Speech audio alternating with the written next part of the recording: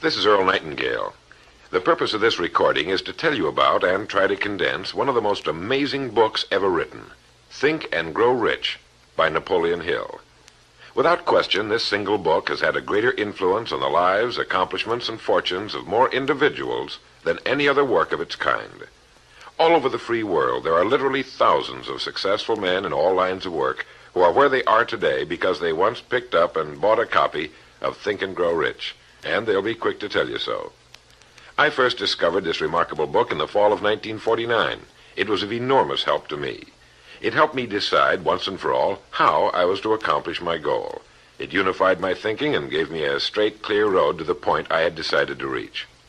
One of my closest friends found the book several years ago and stayed home for 3 days reading and digesting its material, and he then went on to reach the top in his industry. I've sat in richly paneled, carpeted executive offices and listened to world-famous business leaders, some of them old enough to be my father, tell me that everything worked out fine after they had read Think and Grow Rich. Now, what's the secret of this amazing book? Why has this book, out of all the thousands of self-help books, remained the one towering giant? I think to understand this, you have to know Napoleon Hill as I do. He certainly was not the first man to be appalled at the poverty and seemingly endless struggle and lack of direction he saw about him as a boy and as a young man, nor was he the first to write on the subject. But he possessed two unique, highly developed abilities seldom found in one man. The first was in the manner in which he approached his subject. Napoleon Hill went after the answers to achievement in the same way a scientist seeks to open to the light of reason a secret of nature. He went after the solution to accomplishment in the same way Thomas Edison discovered the solution to the electric light, relentlessly, indefatigably, implacably, until the truth, which had been there all the time, was revealed to him. His second important ability was the knack or skill of writing about his findings in such a way that it was instantly understood intellectually, but what is perhaps even more important for this particular subject, understood emotionally as well. When the last page of Think and Grow Rich was read, the hand which put the book down on the table was a different hand. The man who then stood and walked out into the world was a different, a changed man. The suffocating, entangling webs of self-imposed frustration and indirection had fallen away, and now the way was clear. The man was now the possessor of the unique, unseen talent for turning dreams into reality, thoughts into things.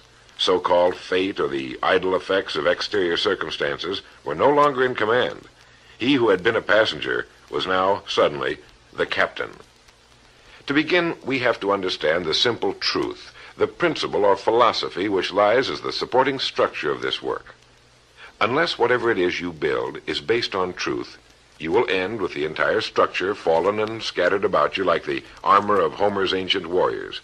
It simply cannot stand. It cannot withstand the test of time. The reason Think and Grow Rich has withstood the test of time is because it rests on the broad, clean foundation upon which may also be found every accomplishment of man, the clear, unchallengeable fact that everything begins with an idea. A philosophy based on the fact that riches of every kind begin with the state of mind, that one may start with nothing but thoughts, ideas, and organized plans. Thoughts are things, incredibly powerful things, when mixed with definiteness of purpose, persistence, and a burning desire for their translation into material objects or riches, riches being whatever it is you happen to want. Wise men have been saying this for centuries, and just recently Charles A. Cerami wrote, "The truth is that the human mind is as real an organism as any muscle in the body, but far greater in potential power, and like muscle fiber, it can be strengthened to lead on to unimagined conquests."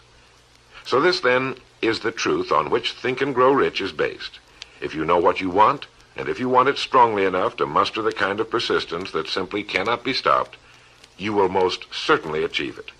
By controlling your mind, you can control your destiny here on Earth. With this as our foundation, let's talk about Napoleon Hill's famous 13 proven steps to riches as found in his book Think and Grow Rich, remembering, of course, that riches are whatever it is you happen to want. And right here, let me make two important points. The first is that whenever you listen to this record, have a notebook handy and make notes as we go along. The second is that This record was produced for your own personal use, to go with you on your own exciting journey. To play this record for a group will prove to be of only temporary help. Make sure you have your own personal copy to play again and again, particularly at those times when you may feel yourself getting off the track. And now, Napoleon Hill's famous 13 principles. You will notice that we have separated each principle by banding them on the record. In this way, you're given quick access to any particular principle to which you may wish to return for reference.